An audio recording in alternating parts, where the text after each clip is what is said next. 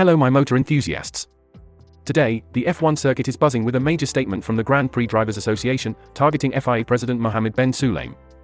Meanwhile, Max Verstappen's impressive performances are under scrutiny after criticism from former driver Johnny Herbert, questioning his consistency.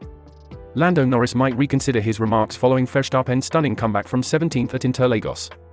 In a twist, Christian Horner predicts a renewed rivalry between Verstappen and Lewis Hamilton as Hamilton prepares to join Ferrari. Lastly, Sergio Perez has surprisingly deemed his Sao Paulo weekend one of his strongest, despite only securing a single point.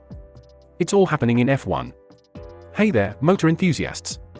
I'm Enzo Watts, your go-to guy for all things F1, and joining me is the brilliant William.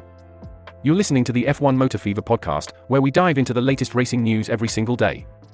Don't forget to subscribe, turn on those notifications, drop a comment, and share with your friends and family. It really helps keep the wheels turning for our channel. You won't believe the news we're covering today, so stick around. It's crucial for every fan to stay on top of these developments. Full throttle. Absolutely, Enzo. These stories have really shaken up the paddock, and I'm looking forward to diving into the details. Keep listening, everyone.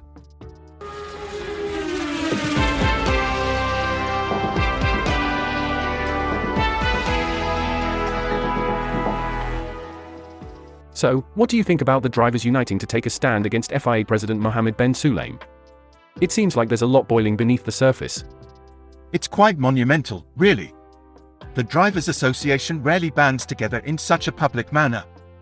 It shows how serious they are about the issues, especially with the penalties over swearing of all things.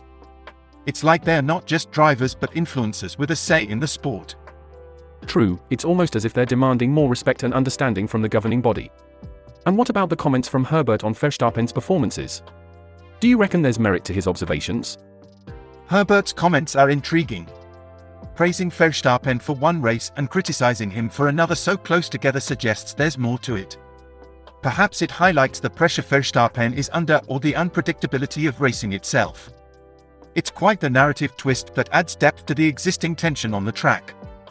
It's fascinating how George Russell led the first 28 laps under the virtual safety car. It seemed like Mercedes had a solid strategy, but then it all went a bit awry. What do you make of their decision-making during the Brazilian GP?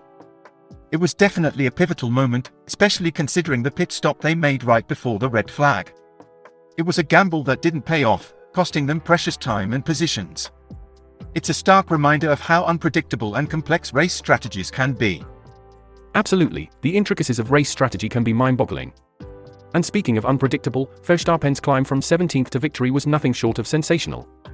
He's on the brink of a fourth driver's title, which is quite an achievement. Yes, Verstappen's drive was a testament to his skill and determination. It's performances like these that keep the sport exciting. The drama on the track is what makes each race a must-watch, and this one certainly didn't disappoint. Fancy having a butcher's at some of the latest internet comments? Let's see what the netizens are buzzing about. Right, here's the general gist.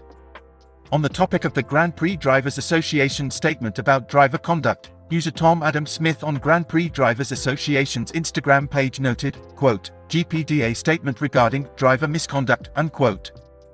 Interesting, what's the chatter on that, then? Rencio commented, quote, we urge the FIA president to also consider his own tone and language. They went there, you guys, unquote.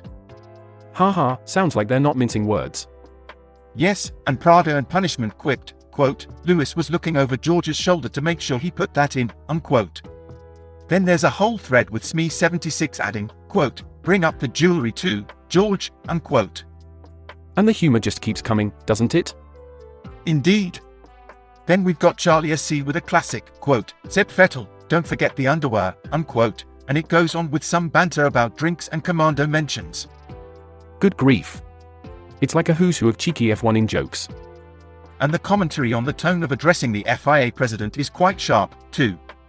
User Hirial Pirate said, quote, I was hoping they name-dropped MBS in this statement, but I guess referring to him as just FIA president is a darker shade towards him. Blimey, the language here's a bit ripe, if I read that out, we might lose our sponsors, unquote. Haha, seems like the fans have their own set of rules on how to conduct this conversation. Anything else?